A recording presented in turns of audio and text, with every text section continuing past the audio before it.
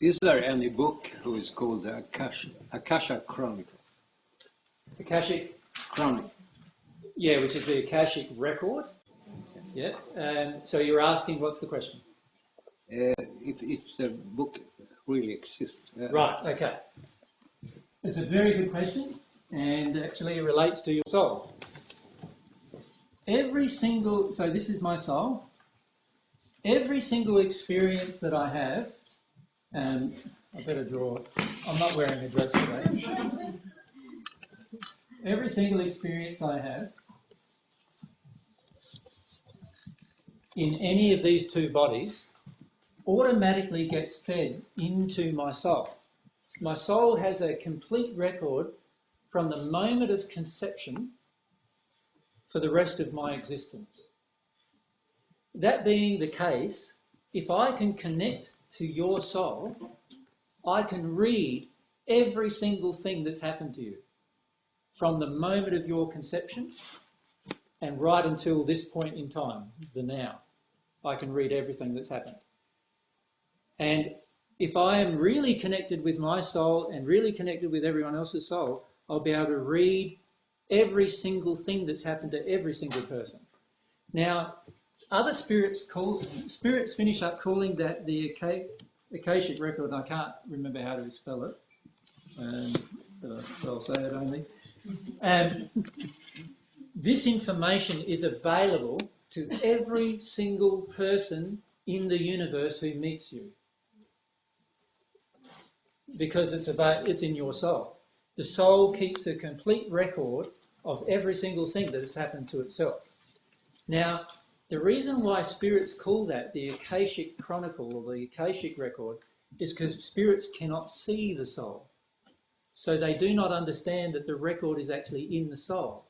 They can feel the record coming out of a person, or when they're with a person, they can feel what's happened to them, but they don't understand the source of the material. And so what they do is they call that the Akashic record. They came up with a name for it. But the reality is the source of all material about what's happened to you is stored in your soul. Everything is there. And if another person can connect to that soul in any way, they can actually read that information and therefore know everything that's happened to you. Is the future also recorded? No, of course it cannot be. The question was, is the future also recorded? The answer is no, it cannot be, because if it did, there would be no such thing as free will. Right? The fact that you are given the gift of free will means that you have the right to determine your future. Your future is not predetermined for you, but rather it is determined by you, by your choices. However, many of us have a lot of fears inside of us and a lot of other emotions inside of us that we are unwilling to feel.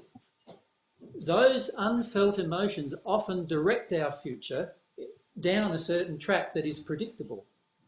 So, for example, if you are afraid of ever having a relationship with the opposite sex, then the future, highly likely future, while you continue to be afraid, is that you will not have a relationship with the opposite sex. Does that make sense?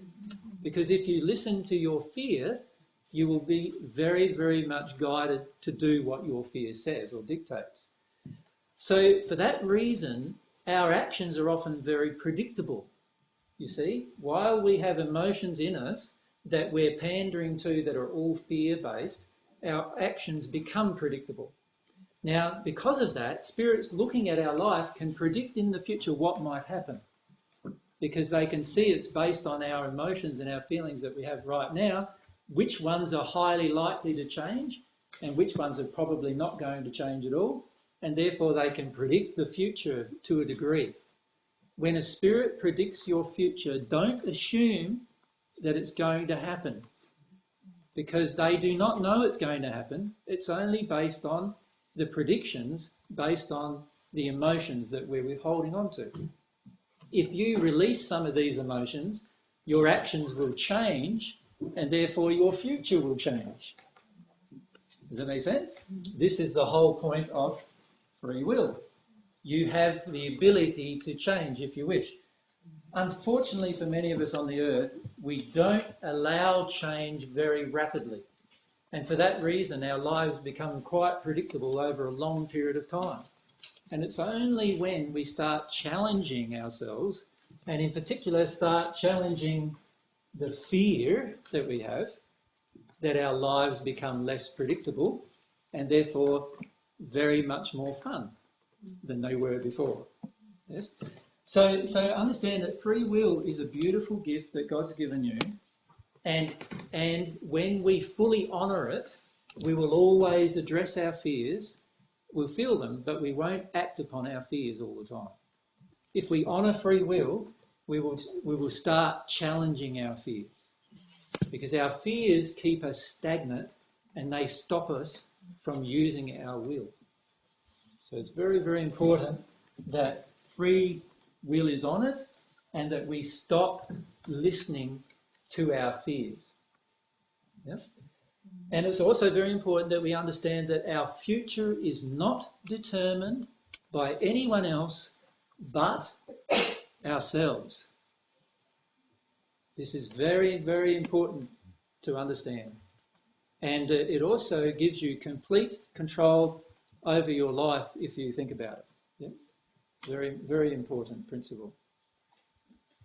Is there any questions about that, what I've just said? That answered your questions? Who was it that asked that question? Oh, it was Joanne. That answered your question fine? No worries.